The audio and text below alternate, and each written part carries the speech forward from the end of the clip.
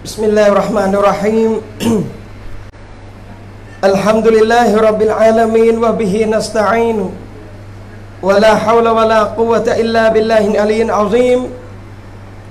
وصلى الله على نبينا محمد وعلى آله وصحبه وسلم أما بعد السلام عليكم ورحمة الله وبركاته الحمد للهนะครับก่อนอื่นก็ขอชุกรต่ออัลลอฮฺซุบฮานะฮูวะตะอาลานะครับพี่น้องที่รักที่มีเกียรติทุกท่านนะครับวันนี้อีกครั้งนะพี่น้องนะที่คลองหนึ่งปทุมธานีนะหลังจากที่เรามาประมาณเกือบ4 เดือนแล้วนะฮารุนะเกือบ4 เดือนที่ผ่านมานะนี่ครั้งที่2นะครับอัลฮัมดุลิลละห์ดังนั้นขอจะซักมุลลอฮ์ค็อยรอนนะขอบคุณพี่น้องทุกท่านนะครับว่าวันนี้ได้มีโอกาสรับฟังกันแล้วหัวข้อที่จะพูดบายานตักเตือนตัวผมและพี่น้องนั่นคือเรื่องเกี่ยวกับการละหมาดบางคนบอกอัลลอฮ์อาจารย์มาตั้งปัตตานีมึงมาคุยเรื่องละหมาดนี่เรียนฟัดูอินก็ฟังนะพี่น้องเรียนซานาวีก็ละหมาดเรียนมุตะวัสซิตก็ละหมาดเรียนที่มัสยิดตาดีเกก็เรื่องละหมาดแต่สุดท้ายอามันที่คนทิ้งมากที่สุดก็ละหมาดเหมือนกันนะครับละหมาดเป็นสิ่งที่ฟังบ่อยและก็ทิ้งเยอะฮัจญ์คนไม่เคยพูดแต่ขยันไปนะพี่น้องอันนั้นเรื่องจริงนะครับพี่น้องแต่ไม่ใช่ไม่ดีนะไปอะดีแล้วอัลฮัมดุลิลละห์แต่สำคัญที่สุดวันนี้ไม่แพ้ผมเลยครับนะ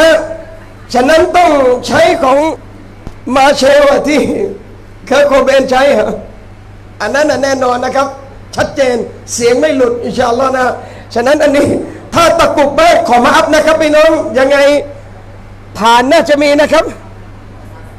บิสมิลลาห์น่าเสียงผมน่าจะมีแต่ไม่มีเชื้อโควิดนะเสียงผมไม่เป็นไรนะครับอัลฮัมดุลิลละห์ดังนั้นนะครับค่ำคืนนี้พี่น้องเราจะคุยกันบายานพี่น้องเป็นการนะซีฮะห์ตักเตือนตัวผมและพี่น้องเกี่ยวกับละหมาดและการใช้ชีวิตในสังคมอันนี้เราแถมให้ไปด้วยแล้วกันแต่ก่อนอื่นนะครับพี่น้องทุกครั้งเวลาเราจะบายานผมต้องเตือนตัวเองและเตือนพี่น้องตลอดนะครับอิซะเราค่อยรอนะบิสมิลลาห์นะครับบิสมิลลาห์มาอัพมือผมโดนเองบ้างนะครับสิ่งที่เตือนตัวนะครับอินนัมัลอามาลุบินนิยะห์แท้จริงอามัลต่างๆอยู่ที่การตั้งเจตนารมณ์ของเราฟังบายานคืนนี้ผมเตือนอีกครั้งขอให้มีเนียดแค่2 อย่างพอนะหนึ่งมาฟังเพื่อที่จะได้อามัลสำหรับตัวเราเองนะมาอย่าลืมนะมาฟังไม่ใช่มาบอกว่าลองไปดูสิไอคนนั้นมันเป็นใครไม่มีประโยชน์พี่น้องไม่มีประโยชน์อะไรเลยฟังอันดับแรกเพื่อจะอิสลามและเปลี่ยนแปลงตัวเองคนไม่ละหมาดมาฟังวันนี้เนียดว่ากลับไปกูต้องได้ละสักวักตัวมีไหมครับคนละหมาดยังไม่ได้5 วักตัวอินชาอัลลอฮ์ยังไม่ได้มาวันนี้กลับไปอย่างน้อยต้องได้สัก1 วักตัวนี่คือเนียดแรกนะครับที่อยากจะให้มีนะพี่น้องคืออามันส่วนตัว2ทำการดาวะและบอกคนอื่นๆต่อไป2 อย่างพอไม่มีเนียดฟังศาสนาเพื่อจะทะเลาะกันไม่มีเนียดฟังศาสนาเพื่อจะเอามัน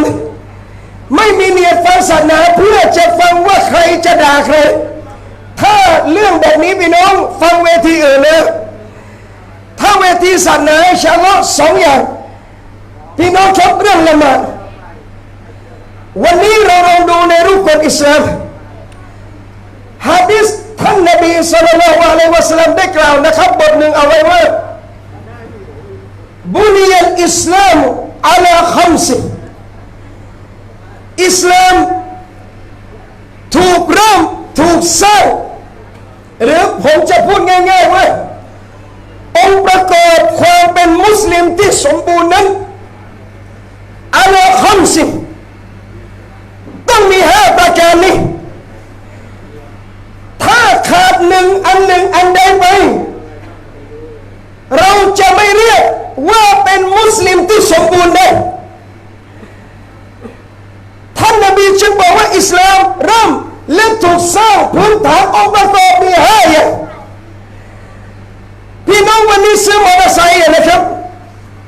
ซื้อรถยนต์นะป้ายแดงขอโทษนะบางทีผมใช้คำไม่ค่อยสุภาพอย่าโกรธนะมานะเพราะคนบ้านนอกมันพูดไม่เพราะไม่ค่อยเป็นบริษัทมันบอกว่าบางรถที่บางซื้อเนี่ยนะป้ายแดงสวยหมดทุกอย่างเลยขาดน็อต3 ตัวเองที่ไม่มีในรถคันนี้เอาไหมครับซื้อไหมครับว่าราคา1 ล้านบาทแต่ขาดน็อตแค่3 ตัวผมบอกไม่ต้องน็อตก็ได้เอาให้เห็นชัดยิ่งกว่านั้นบางคันนี้1 ล้านบาทเอาไปเลยแต่พวงมาลัยบางต้องหาเองเลยเอาไหมครับคนเอาคือคนโง่คนซื้อคือคนบ้าคนจ่ายตังค์คือคนเคอะภาษาบ้านเต้มาอยู่บ้านผมนะเขาเรียกว่าพบโดเลยนะมันนะทำไมครับจ่ายเงินเต็มราคาเต็มแต่ของไม่ครบของดุนยา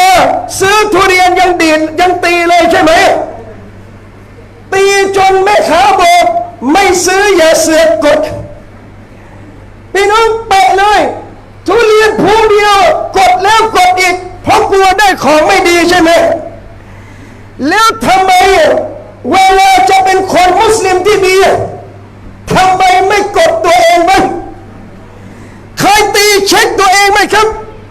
ถ้าเปลี่ยนเหมือนทุเรียนนะบังไอ้ไม้ไผ่ท่อนประมาณ1 ฟุตนะลองตีตัวเองสิครับถ้าได้ยินโบ๊ะโบ๊ะโบ๊ะลองเช็คว่าขาดอะไรในตัวละหมาดมีไหมว่าตีแล้วกลัวเลยทุเรียนไม่ครบองค์นะสวยข้างนอกเน่าข้างในเราก็ไม่เอามุสลิมคนหนึ่งมีฮัจญ์มีชะฮาดะห์มีบวชแต่ไม่มีละหมาดเอาทำอะไรท่านนบีจึงบอกนะครับพี่น้องว่าเวลาเลือกคนเข้าบ้านเนี่ยนะฟัสบิซาติดดินเลือกคนมีอีหม่านเลือกมีศาสนาอะไรคือศาสนานั่งต้นประกอบไฟดับเลยนะครับผมพูดเป็นนานเลยนะบอดี้สแลมก็บอดี้สแลมเลยครับนะเสียงเราเข้าไปนี่ไฟดับหมดเลยนะอัลฮัมดุลิลละห์แล้วบอกว่าเลือกคนนะพี่น้องจำต้องเลือกให้ครบศาสนาต้องมี5 ประการพื้นฐานเลยท่านนบีจึงบอก5 ประการนี้เป็นการสร้างความเป็นมุสลิมที่สมบูรณ์มากๆชะฮาดะห์อัลลอฮฺอิลาฮะอิลลัลลอฮฺวะอันนะมุฮัมมัดรอซูลุลลอฮฺอันนี้อย่างแรกมุสลิมจะสมบูรณ์และจะนับว่าเป็นมุสลิมหรือไม่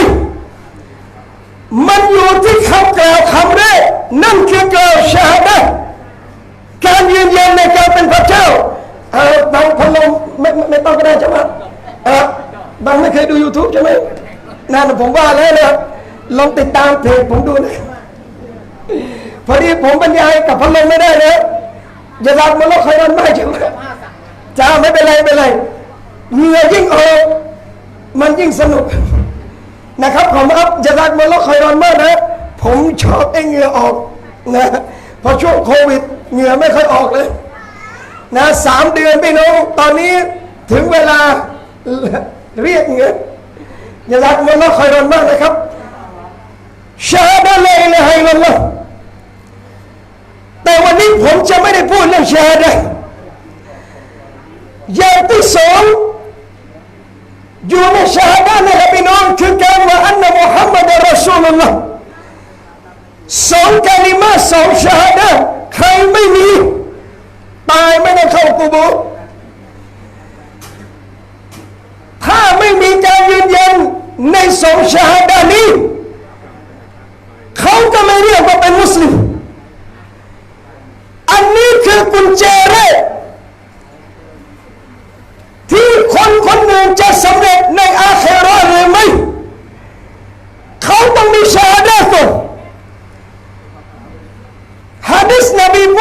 จำได้ไหมครับมันกาเนฟีอาคิริกะลามิลาอิลาฮะอิลลัลลอฮ์ใครบั้นปลายลมหายใจสุดท้ายหมดลมด้วยลาอิลาฮะอิลลัลลอฮ์ได้ดะคอลัลญันนะห์เขาจะได้เข้าสวรรค์หะดีษนี้เราฟังมีกำลังใจไหมครับมีกำลังใจละหมาดไม่ละหมาดก็ช่างแม่อย่างน้อยมีลาอิลาฮะอิลลัลลอฮ์กูยังไงก็สวรรค์บางคนคิดอย่างนั้นเลยบางคนคิดขนาดที่ว่าไม่เป็นไรอาจารย์ลงนรกนะแต่บอกว่าสักวันเราจะได้สวรรค์เอาเลยครับไม่ต้องเยอะนะเคยคิดแบบนั้นแวบๆมาไหมละหมาดไม่ค่อยมีหรอกเราแต่ยังปลอบใจตัวเองว่ากูยังเป็นมุสลิมสุดท้ายก็ต้องได้สวรรค์ผมมีวิธีทดสอบง่ายๆจุดไฟแช็กสัก3 นาทีแย่นิ้วเข้าไปทนได้3 นาทีโดยไม่ออกไม่เอ๊ะอินชาไม่อยากจะอินชาอัลลอฮ์นะอีก69 เท่าความร้อนของไฟเนี่ยเราคิดว่าพี่น้องทนได้หรือไม่สาวิแช่ไฟดุนยายังทนไม่ได้ไฟจหันนัมท่านจะทนได้ยังไงแค่พี่น้องได้ยินและเห็นจหันนัมท่านอยากจะตายมากกว่าจะมีชีวิตในวันกิยามะห์แล้วถ้าท่านถูกตัดสินต้องเข้าจหันนัมไม่ละหมาดวันตัวเดียวสำหรับเราเป็นเรื่องเล็กแต่หน้าที่อัลลอฮ์มันคือเรื่องใหญ่มากชาดะลาอิลาฮะอิลลัลลอฮ์จะจบชีวิตด้วยลาอิลาฮะอิลลัลลอฮ์ได้ไม่ใช่ทุกคนจริงไหมครับศพหนึ่งพี่น้องนะอูซุบิลลาฮิมินซาลิกจบชีวิตด้วยเสียงเพลงวันนี้อัลลอฮฺเป็นแล้วขอร้อยไกลจากพวกเราทุกคนคนไปสอนกล่าวชาดะก่อนตายนะครับลาอิลาฮะอิลลัลลอฮ์มันร้องเพลงเฉยเลยคนสอนบางมายัดกล่าวลาอิลาฮะอิลลัลลอฮ์ก่อนตายพวกคุยเรื่องดอกเบี้ยอะไรพี่น้องพวกคุยเรื่องการทำงานพวกคุยเรื่องสมบัติพวกคุยเรื่องดุนยาทำไมเขากล่าวลาอิลาฮะอิลลัลลอฮ์ไม่ได้ตอนมีชีวิตเรากล่าวได้เต็มๆถ้าเป็นห้องเรียนฟัดดูอินผมก็จะบอกว่าเอา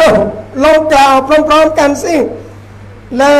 อิลาฮะอิลลัลลอฮ์กล่าวได้หมดเลยสายน้ำท่อมก็กล่าวได้ไม่ใช่สายน้ำท่อมพูดผิดเขาเรียกว่าสายคลีนกินคลีนสมุนไพรตลอดนะครับสายคลีนก็กล่าวได้สายนู่นก็กล่าวได้หมดเลยแต่เวลาจะตายผมใส่สารบัญที่หัวใส่ต้อมที่ตัวยังไม่มั่นใจด้วยซ้ำว่าผมจะกล่าวได้หรือไม่ตอนตายในขณะวัยรุ่นใส่กางเกงยีนเขาอาจจะกล่าวตอนที่เขาตายว่าลาอิลาฮะอิลลัลลอฮ์ได้เพราะอะไรอัลลอฮ์พิจารณาการใช้ชีวิตและหัวใจไม่ได้ดูสายข้างนอกถ้าเราจบชีวิตด้วยลาอิลาฮะอิลลัลลอฮ์ได้ไม่ได้หมายความว่าเราจะรอดจากนรกอย่าเข้าใจผิดมันเป็นการบอกว่าถึงท่านเข้านรกสักวันก็ได้ออกแต่นรกของอัลลอฮ์แค่วินาทีเดียวท่านพร้อมจะแลกทั้งหมดในดุนยาพี่น้อง จะแลกความสบายทั้งหมดในดุนยาขอให้รอดจากนรกขอรอดแค่นั้นเองเอาเลยครับพี่น้องแล้วคือกุญแจแรกท่านนบีบอกอย่างที่สองวะอิกามุสศอลาห์นี่คือเรื่องที่เราจะคุยอิกามุสศอลาห์การดำรงไว้ซึ่งการละหมาด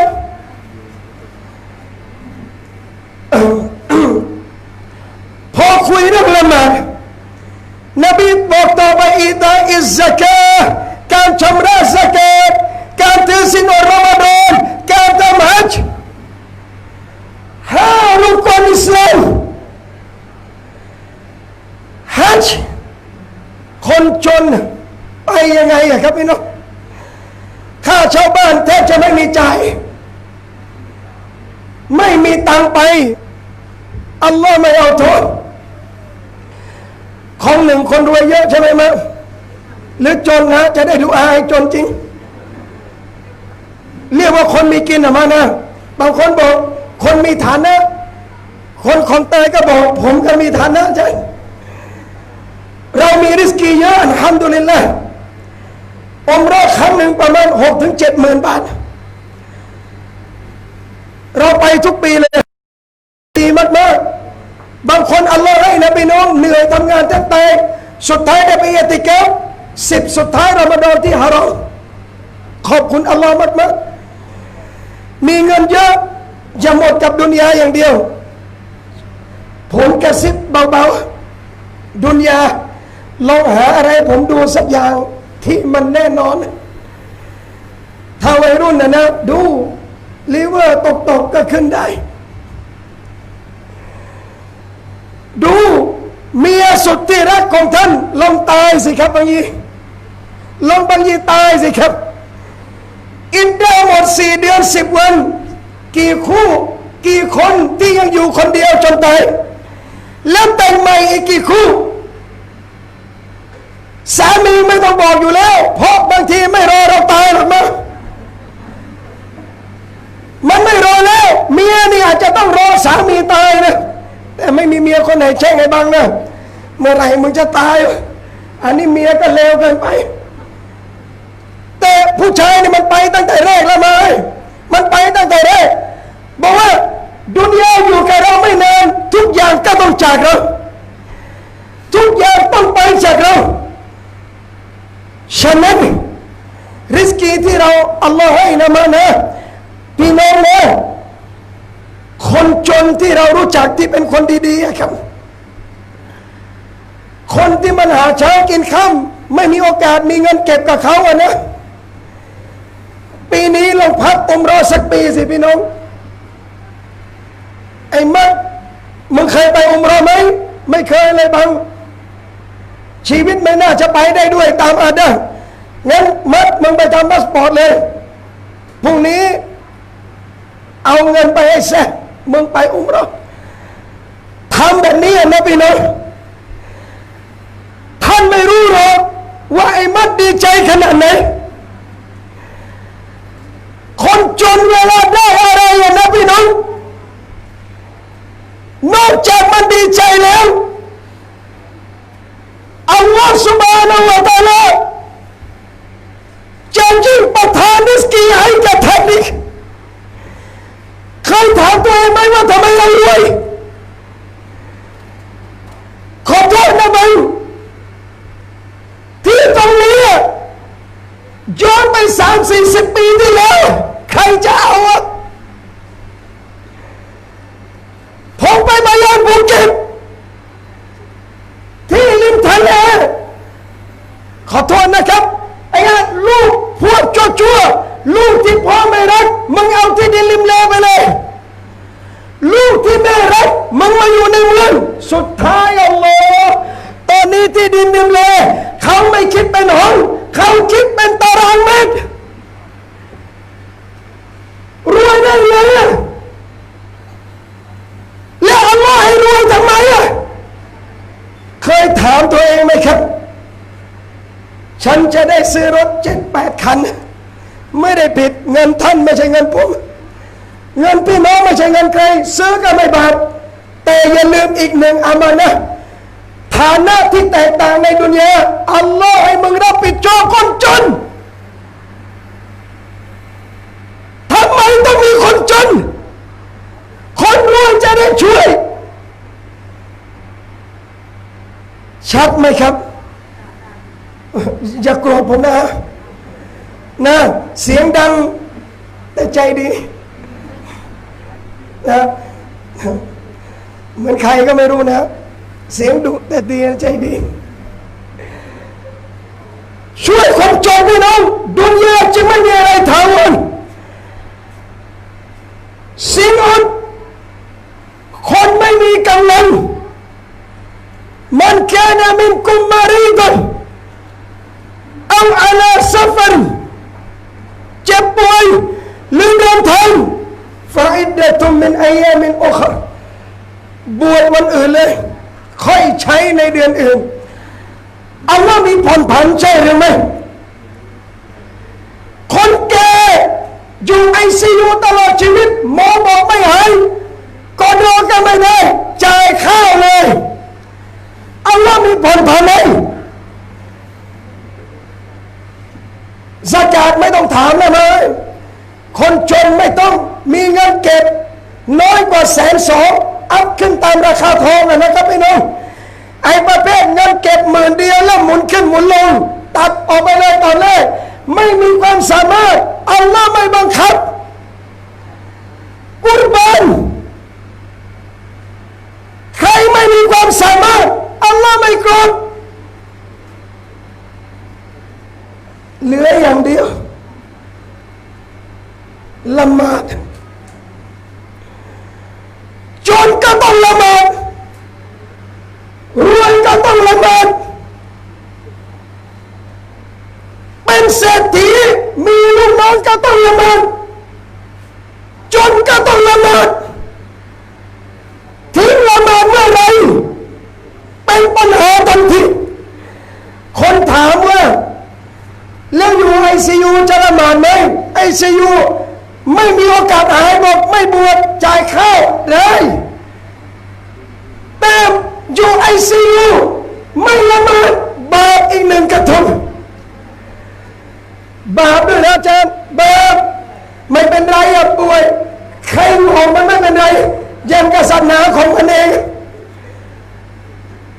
ถ้าสติยังมีนะครับพี่น้องอัลลอฮ์ยังเอาโทษอาบไม่ได้แต่ยามุมไม่ได้ละหมาดแบบนั้นเลยคนคนหนึ่งถามเราพี่น้องครับอาจารย์เขาอยู่ไอซียูไม่มีใครช่วยอาบน้ำละหมาดให้แกก็ขยับตัวไม่ได้นอนอยู่งั้นแข็งตื้อเลยอย่างเดียวที่ขยับได้สติที่ยังรู้เรื่องอย่างอื่นไม่รู้เรื่องหมดแล้วมีแต่สติที่ยังเข้าใจว่าจิตละหมาดไหมผมบอกต้องละหมาดเล่นจากนั้นละหมาดแต่ยังมุมยังไงทำอะไรไม่ได้ทำเท่าที่ได้หนักไหมครับเรารู้สึกว่าละหมาดเป็นเรื่องเล็กณที่อัลลอฮ์เป็นเรื่องใหญ่ท่านนบีบอกในหะดีษว่าأولอาแรกที่บาปของอัลลอฮ์จะถูกสอบในวันกิยามะห์จากอามันต่างๆของเขาศอลาตคือการละหมาดแปลกนะพี่น้องอัลลอฮ์ไม่ถามว่าซอดะกอฮ์เยอะไหมอัลลอฮ์ไม่ถามบวชแข็งไหมฉะนั้นไม่ต้องถามอาจารย์คนนี้บวชแข็งแต่ไม่ละหมาดเหมือนปลูกบ้านไม่ใส่เสาซื้อหมดเลยกระเบื้องโมเสสกระบาน่าหลังคาฟ้าไม่มีเสาสักต้นเดียวพี่น้องว่าคนนี้เป็นคนยังไงสิ่งแรกอัลลอฮ์ถามละหมาดถ้าละหมาดดี อย่างอื่นดีหมดนะครับเวลาท่านนบีศ็อลลัลลอฮุอะลัยฮิวะซัลลัมบอกเราอย่างนี้พี่น้องผมถามตัวเองและถามพี่น้องอีกครั้งว่าอายอัลลอฮ์ไหมอายอัลลอฮ์ไหมครับพี่น้องวันไหนที่ท่านไม่ได้กินริสกีอัลลอฮ์บ้างลองขอวันเดียวทั้งหมดใช้ริสกีของอัลลอฮ์ไปคาราโอเกะก็ใช้ริสกีของอัลลอฮ์ทำซินาก็ใช้ริสกีของอัลลอฮ์กินเหล้าก็ใช้ริสกีของอัลลอฮ์ทรยศอัลลอฮ์ก็ใช้ริสกีของอัลลอฮ์ทางแบบวัยรุ่นตรงๆเลยนะพี่น้องว่ามึงไม่อายอัลลอฮ์มึงกินของอัลลอฮ์ทุกวันเลยแต่ไม่เคยก้มสุญูดต่ออัลลอฮ์เลยลำบากเลยครับพี่น้องเรื่องละหมาดมันหนักแล้วเรื่องละหมาดไม่แต่เราต่างหากที่เป็นคนทรยศต่ออัลลอฮ์จำไว้อย่างนะครับพี่น้องบาปของอัลลอฮ์มีอยู่ประเภทหนึ่งยิ่งชั่วยิ่งสบายยิ่งเลวยิ่งขึ้นสูงโคตรน่ากลัวเลยถ้าเลวแล้วตกต่ำขอโทษนะบังถ้าเป็นเราทรยศอัลลอฮ์ใครชีวิตตกต่ำลงวัยรุ่นหลายคนนะครับพี่น้องเวลาเราเจอมันไม่เป็นสกอยบ้างเว้นบ้างติดยาบ้างค้ายาบ้างหนึ่งที่เราเจอที่มันกลับตัวได้นะชีวิตมันดิ่งสู่เหวครับพี่น้องชีวิตใครล้มเหลวขอบคุณอัลลอฮ์ไหมค้าขายใครร่ำรวยสุดท้ายตกหัวขอบคุณอัลลอฮ์ไหมใช้2 ไม้เลยได้ไหมครับบิสมิลลาห์ทำไมต้องขอบคุณครับพี่น้องคนเวลาเจอความเลวร้ายส่วนมากจะกลับสู่อัลลอฮ์หมดเลยจริงหรือไม่เวลาไม่มีตังค์ขอใครเวลาเจอปัญหาบอกใครมีคนหนึ่งพี่น้อง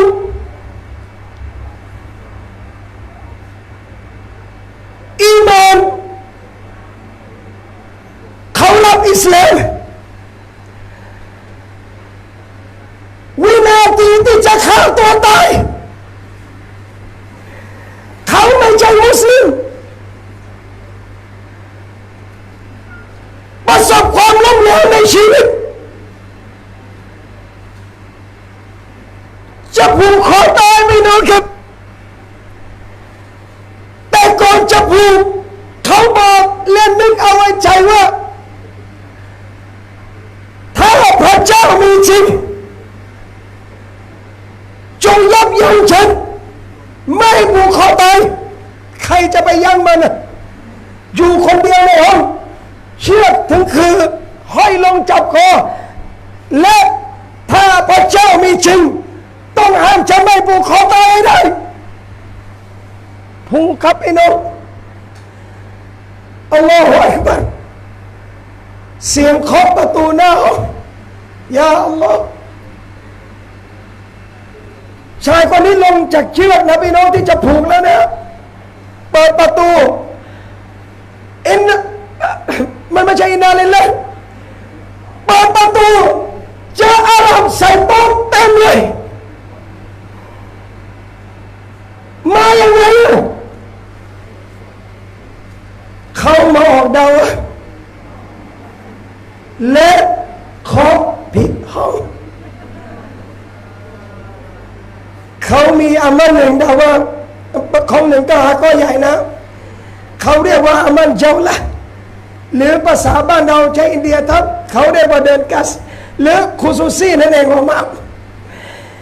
คือการไปเยี่ยมไอ้คนพาไปนะพาไปห้องผิดจะไปห้องมุสลิมกลับไปเคาะห้องไอ้คนนี้เปิดมาเจอมุสลิมอาหรับใส่ต้นเกิดอะไรขึ้นหลังจากนั้นอัชฮะดุอัลลอฮ์อิลาฮะอิลลัลลอฮ์วะอัชฮะดุอันนะมุฮัมมัดรอซูลุลลอฮ์รับอิสลามวินาทีจะผูกคออัลลอฮ์ยาวขึ้นแล้วกี่คนที่เป็นมุสลิมเดิมตายโดยไม่ละหมาดเขากาเฟรทั้งเรื่องแต่อัลลอฮ์ยังให้กลับมาได้เรามุสลิมตั้งตัวเสียชีวิตในการไม่ละหมาดพี่น้องจะเจออัลลอฮ์ยังไงในวันกิยามะฮ์ริสกีอัลลอฮ์ผมบอกมีประเภทอัลลอฮ์จะยิ่งให้เจริญขึ้นนัสตาดริจุฮุมมินไฮซุลายะละมุนอัลลอฮ์จะให้มันขึ้นเรื่อยๆโดยมันไม่รู้ตัวดูตัวอย่างใครพี่น้องกอรูนไงครับเลวต่ออัลลอฮ์เท่าไรอัลลอฮ์ยิ่งให้รวยอัลลอฮ์ยิ่งให้มีทรัพย์สุดท้ายอัลลอฮ์เอาคืนทั้งทรัพย์และทั้งตัวของมันเองดุนยานี้พี่น้องครับโควิด3 เดือนกว่าที่ผ่านมาได้คิดอะไรไหมมั้งคนอื่นไม่รู้ตารางบยานผมมันมาถึงเดือนนี้แล้วไปอีกอันทำด้วยละมาโควิดทีเดียวไปน้องล้ม3 เดือนเลยไอ้ผมไม่ใช่ประกอบธุรกิจนะครับพี่น้องอยู่บ้าน3 เดือนไม่มีใครกักเราได้อะจริงๆใครจะเบรกเราได้อะเราไม่ได้ทำธุรกิจแต่อัลลอฮ์ให้อยู่บ้านคนปีพันล้านหยุดชะงักกับพี่น้อง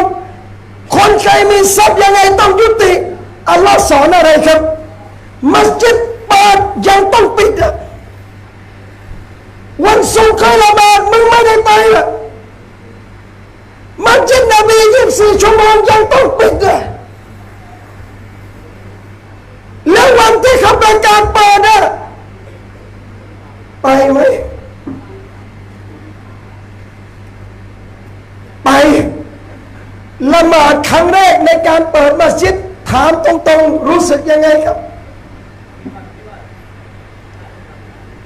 ละหมาดครั้งแรกในการเปิดสุเหร่าจากละหมาดบ้านประมาณ3 เดือนกลับมาละหมาดมัสยิดรู้สึกยังไงอัลฮัมดุลิลละห์นี่อัลลอฮ์ปิดให้มึงแค่3 เดือนแต่ถ้าอัลลอฮ์ปิดชีวิตมึงจะไม่มีโอกาสกลับละหมาดอีกตลอดดุนยาจะไม่มีโอกาสกลับมากล่าวคำว่าอัลลอฮฺอักบัรอีกตลอดกาลกี่ศพที่ตายช่วงโควิดที่เป็นมุสลิมไม่ว่าจะตายด้วยโรคอะไรก็ตามเขาไม่มีโอกาสกลับมาละหมาดอีกแล้วพี่น้องเพื่อนเรากี่คนที่ตายคาเข็มคนหนึ่งก็ใช่ย่อยนะไม่ต้องปิดบังเพราะผมไม่ได้อะไรด้วยนะแต่ว่าลูกพี่ผมมันเยอะนะไอ้ลูกพี่ผมคือใครอาจารย์เด็กแก่ๆทั้งหมดที่มาอยู่ที่ไม่ได้คุยกับเราผมเรียกมันว่าลูกพี่หมดเลยเพราะมันสอนในสิ่งที่เราไม่รู้สอนจนเรารู้เลยพี่น้องว่าไอ้เข้าไปในห้องน้ำเจอหลอดปลายแค่เนี้ยพี่น้องบางเอ้ยปิดปลายเอาไว้ลนกับไฟถ้าไม่มีผู้รู้สอนเราเนี่ยนะเราไม่รู้หรอกครับนึกว่าเขาขายไอติมหลอดอัลลอฮ์บอกฟัสอัลวะละที่ถามคนรู้สิแล้วใครรู้อ่ะตัวครูไม่รู้เรื่องนี้ อิหม่ามบางทีไม่ทันถามไอ้หวังหลังสุดเอาอะไรวะเนี่ยอาจารย์เนี่ยเขาเรียกระบบพาสเจอร์ไลท์ชัดเลย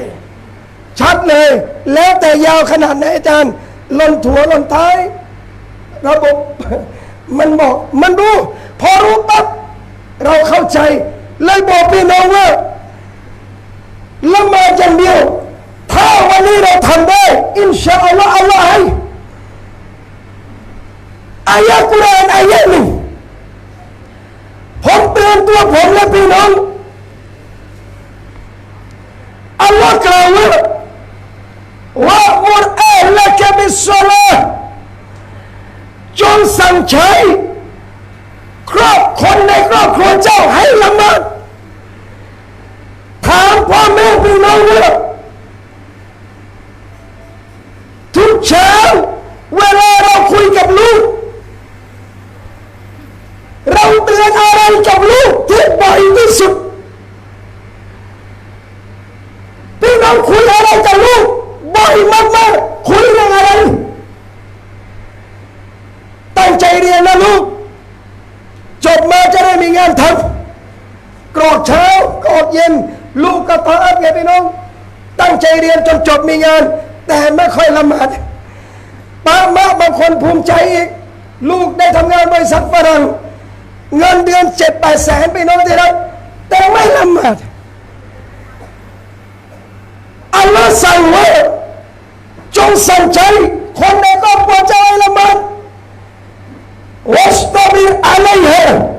และจงอดทนซึ่งการละหมาดด้วยทุกปัญหานะครับพี่น้องขอแค่บอกกับเจ้าของปัญหาไม่มีแม้แต่ปัญหาเดียวที่อัลลอฮ์จะไม่ช่วยไม่มีแม้แต่ปัญหาเดียวที่อัลลอฮ์จะไม่ช่วยขอแค่ก้มสุญูดบอกกับอัลลอฮ์อดทนในการละหมาดและพ่อแม่ต้องอดทนในการเตือนลูกมันมีสองแบบหนึ่งลูกที่ตอนสองลูกที่เลวคุณมันไม่พ้นสองอย่างนั่นหรอกนะลูกไม่ดีก็ชั่วสองอย่างทุกคนอยากได้ลูกดีแต่บางทีมันเป็นลูกชั่วแล้วทำยังไงครับใส่กล่องปล่อยสุดเอาได้ไหมแม่หรือจะหย่าลูกทิ้งหย่าได้ไหมเบื่อมั้งมึงไม่ต้องเป็นลูกกูแล้วไปเลย3 ตลก10 ตลกก็ยังเป็นลูกตัดไม่ขาดฮิกมัตอะไรอัลลอฮ์มาให้ตัดขาดพี่น้องกินไหมเมียตัดขาดไหมครับทำไมไวตอบมากตอบไวเลยมากผมเมียตัดขาดสามีไอ้บังเนี่ยตัดขาดไหมครับขาดไหมมาขาดยังไงเขาไม่อยากให้ฟ้องต้อิหม่ามเลยคราวนี้ฟาซักเรียบร้อยทุกความสัมพันธ์มีสะบั้นหมดสัมพันธ์เดียวสัมพันธ์เครือญาติตัดยังไงก็ไม่ขาดจริงไหมครับแน่ไอ้คลองเนี่ยทะเลาะกันเลยครับพี่น้องสุดท้ายเวลากินเหนียวไปเจอคนที่เราทะเลาะแล้วนั่งเต้นติดกันเลยเคยไหมครับมันเคยไหมเกลียดมันจะตายหายนี่เกลียดแม่งด่าแม่งทำทุกอย่างเลยสุดท้ายมันอิดรวมญาติเจอมันเฉยเคยไหมบ้างแล้วทำยังไงครับเวลาเจอหนีหรอมาเราเกลียดใช่ไหมไม่อยากจะเจอเนี่ยมาเป็นคนตรงดิเราหนีวันนี้นะมาเนี่ยถ้าผมถามอีกอย่างถ้าไปเจอวันเกียรติทำยังไงหนีอีก2 ที่ให้ได้ไปถ้าไม่ไปสวรรค์มากก็ไปนรกแล้วแต่มานะเลยบอกว่าดุนยาเราหนีได้เกียรติก็อยากหนีแต่อัลลอฮ์ไม่ให้หนีอัลลอฮ์ให้เจอนะครับและสุดท้ายเค มีอะไรกันเคยด่าเคยทำร้ายเคยว่าเคยเป็นตะนาเคลียร์ไม่จบเข้าสวรรค์ไม่ได้เคลียร์จบวันนั้นมีสองแบบหนึ่งเคลียร์บาปเคลียร์บุญถ้าเราผิดแล้วไม่ขอโทษเอาบุญเราให้เขาแล้วเอาบาปมาให้เราสองเขายกโทษให้มีคู่กรณีบางคู่ในวันกิยามัตยาอัลลอฮ์ทะเลาะกันมาพี่น้องในดุนยาเกลียดมากเจอวันกิยามัตอัลลอฮ์ตะอาลาให้สิทธิ์เต็มที่กับคนที่โดนอาธรรมในการเอาคืนปรากฏว่าอัลลอฮ์บอกไอ้คนนี้เห็นบ้านเราสวยใหญ่มากปราสาทพระราชวังสวยมากเขาถามอัลลอฮ์ว่าของใครอัลลอฮ์อัลลอฮ์บอกของเจ้านั่นแหละถ้าเจ้าอภัยให้พี่น้องนี่คือของเจ้าเลยทันทีพี่น้องครับยาอัลลอฮ์วันนี้ฉันไม่โกรธกันแล้วยกโทษให้เข้าสวรรค์ทั้งคู่คู่กรณีเราอาจจะไม่ใช่แบบนี้ญาติพี่น้องตัดยังไงก็ไม่ขาดลูกตัดยังไงก็ไม่ขาดด่าลูกไอ้เหี้ยไอ้สัตว์อะไรก็ตามแม่ด่าทุกครั้งกลับมาร้องไห้ทุกครั้งตีทุกครั้งกลับมาเสียใจทุกครั้งทำไมอะครับหัวใจของคนเป็นแม่ตัดลูกไม่ได้ลูกจะระยำขนาดไหนแต่แม่คือแม่พ่อคือพ่อพ่อยังไม่เท่าแม่นะครับพ่อยังไม่เท่าแม่ผมเลยบอกกับพี่น้องว่าลูกเราวันนี้ตัดยังไงก็ไม่ขาดดังนั้นจงสั่งใจอดทนซอบัตถ้าลูกเป็นคนไม่ดีถ้าลูกเป็นคนเรายังไม่เอาเสนอพ่อแม่อย่าซ้ำเติมลูกอย่าแช่งลูกดุอาให้มันตลอดดุอาให้มันตลอดใครจะไปรู้บั้นปลายสุดท้ายมันจะกลับเป็นคนดีบารักัตที่สุดนะพี่น้องคือสิ่งที่ออกจากปากพ่อแม่ปากโตครูยังไม่เท่าปากปะมาด่าไอสัตว์ลูกบ่อยๆเดี๋ยวเดินสี่ขาไม่ได้เดินแบบนี้นะพี่น้องนิสัยมันจะเป็นคนอย่างนั้นจริงๆมันจะเลวจริงๆเพราะมาด่าเฮียทุกวันเลยมาสาบแช่งป้าสาบแช่งด่ามาทุกวันลูกมันตามบารักัตปากพ่อแม่อย่าลืมนะพี่น้องขอสิ่งดีๆให้ลูกและอัลลอฮ์จะรับดุอาเราว่ามุรอาลักถ้าจะพูดอะไรไม่เป็นกับลูกบอกมันเรื่องละหมาดหรือยังลูกอาจารย์หนูเตือนลูกจนมารำคาญช่างมันพี่น้องเรารำคาญใครก็รำคาญพี่น้องโดนเตือนเรื่องเดิมบ่อยๆเจอหน้าถามละหมาดอีกแล้วมันไม่เหมือนให้เงินนะมาเตือนเรื่องละหมาดไม่เหมือนให้ตังค์มีใครเบื่อไหมครับเวลาโดนให้ตังค์บ่อยๆให้อีกแล้วเจอนี่ยีนี่แต่ไรเดี๋ยวพันเจอหน้าตลาดยื่นให้ละ1,000มาเจอหน้าซอย1,000อีกแล้วเผลอๆมานอนหน้าบ้านนี่ยีนั่นแหละครับไม่ไปไหนแล้วเราไม่บ่นเรื่องดุนยาแต่เรื่องละหมาดเบื่อแน่นอนแต่คำเบื่อนี่นะพี่น้องมันจะมีค่าในวันที่มะจากมันไปวัสตบิรอะลัยฮาอดทนในการละหมาดอดทนในการตักเตือนอัลลอฮ์บอกว่าลานัสอัลุกะริซกุมเราไม่ขอริสกีจากพวกเจ้าจริงไหมครับอัลลอฮ์ขออะไรจากเราริสกีอัลลอฮ์ไม่ขอจากเรานานุนัรซุกุกแต่เราจะเป็นคนให้เจ้าริสกีคนแบ่งเวลาอิบาดัตเขาอยู่สบายพี่น้องจริงไหมครับมี1,000 ล้านแต่เหนื่อยชิบ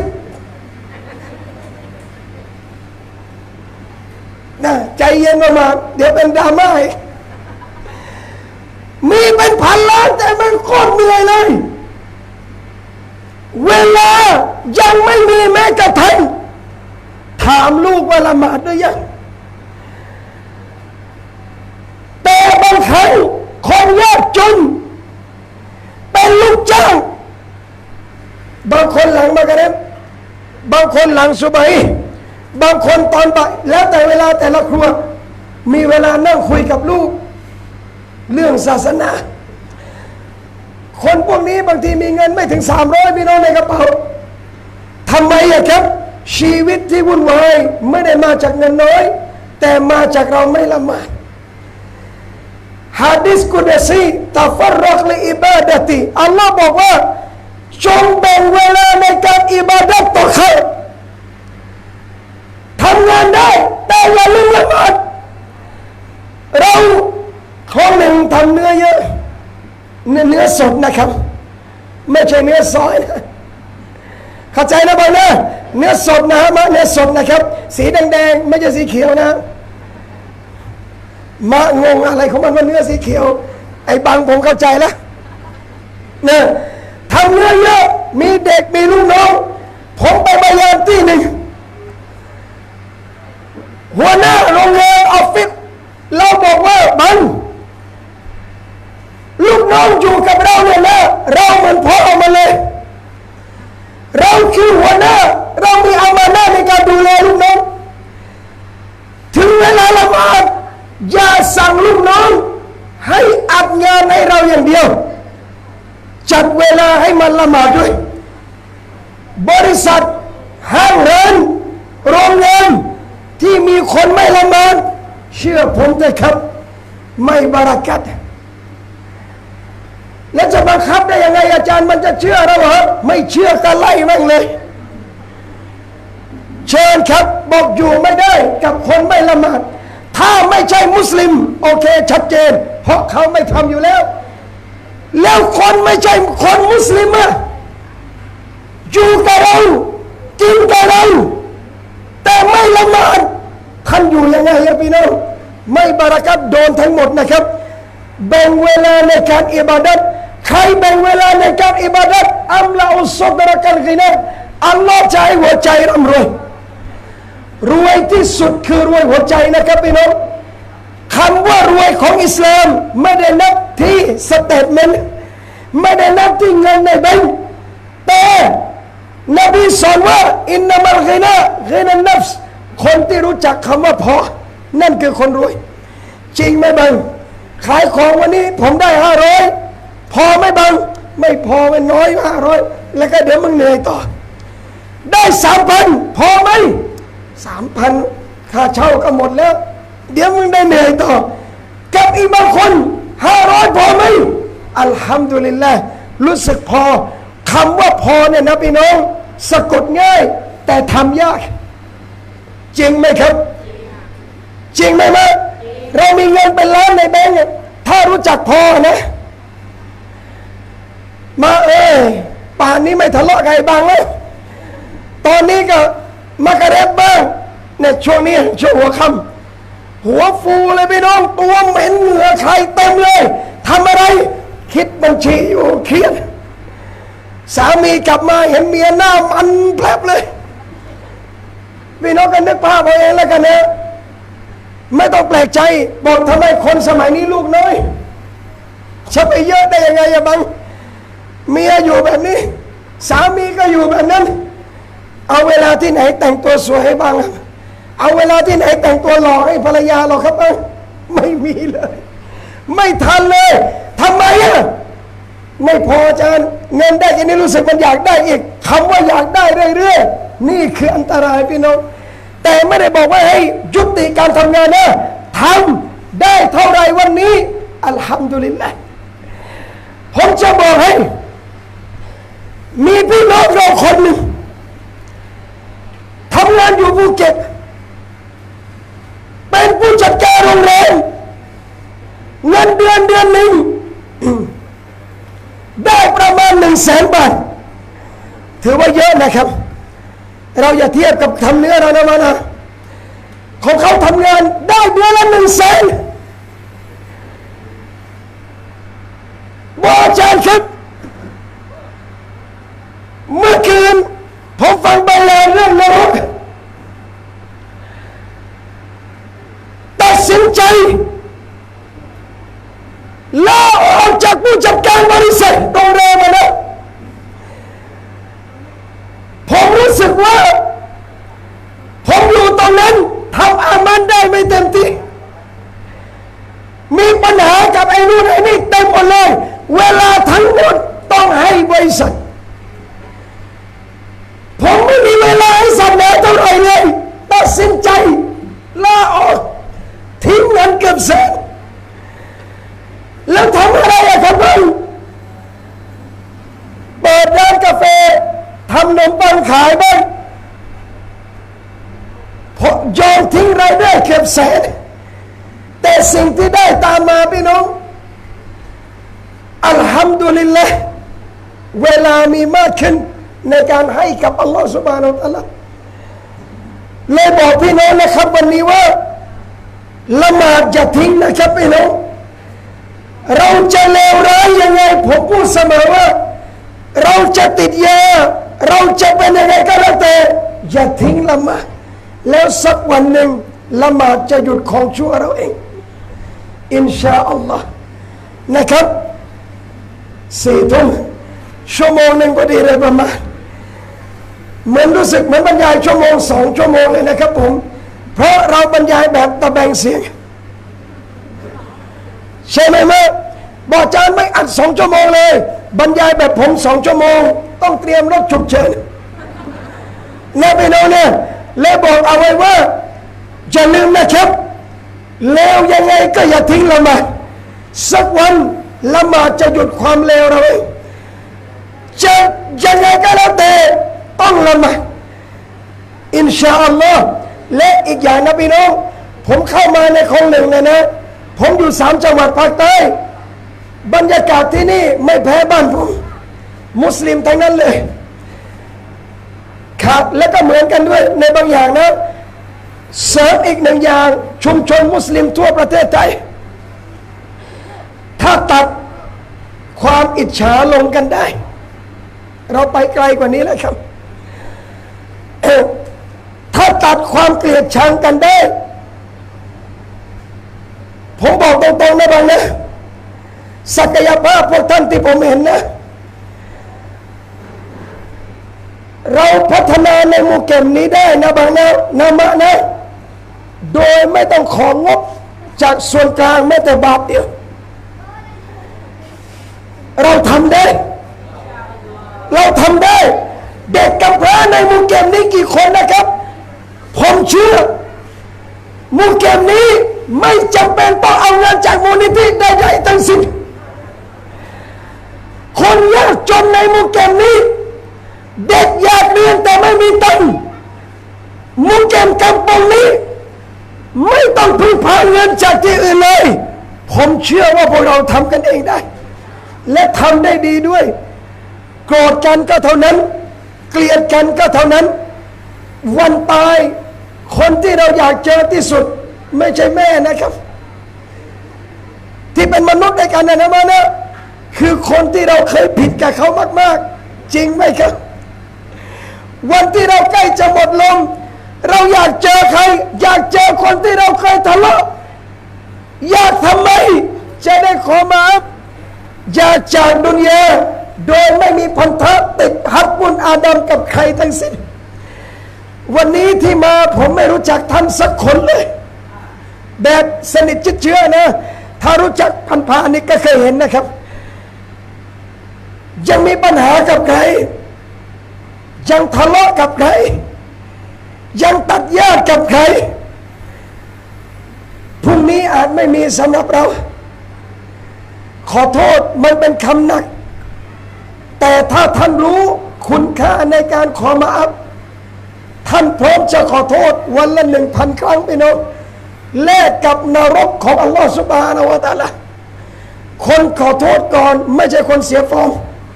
นั่นคือคนดีที่สุดอินชาอัลลอฮ์นะครับพี่น้องอย่ากอดกันแค่วันอีด อย่ารอมาอัพแค่วันรายโยเพราะชีวิตเราไม่รู้ว่าจะมีวันรายโยอีกหรือไม่กับชีวิตเราพี่น้องอินชาอัลลอฮ์นะครับยังไงก็ค่ำคืนนี้จะซักมุลลอฮ์คอยรอนพี่น้องมากๆนะแล้วก็รู้สึกเดือนหน้านะวันที่10 สิงหาคมน่าจะเจอกันอีกอินชาอัลลอฮ์นะต่ออีกชั่วโมงมาเดี๋ยว1669น็อกแน่ๆเลยนะเดี๋ยวผมบอกเดี๋ยวมันมีสรุปไหมไม่เป็นไรนะก็เลยบอกว่า10 สิงหานะครับแต่ว่าเวลาอาจจะไม่ใช่กลางคืนใช่ไหมครับนะอาจจะไม่ใช่เพราะบางคนว่าที่นี่พี่น้องทำงานช่วงค่ำใช่ไหมครับ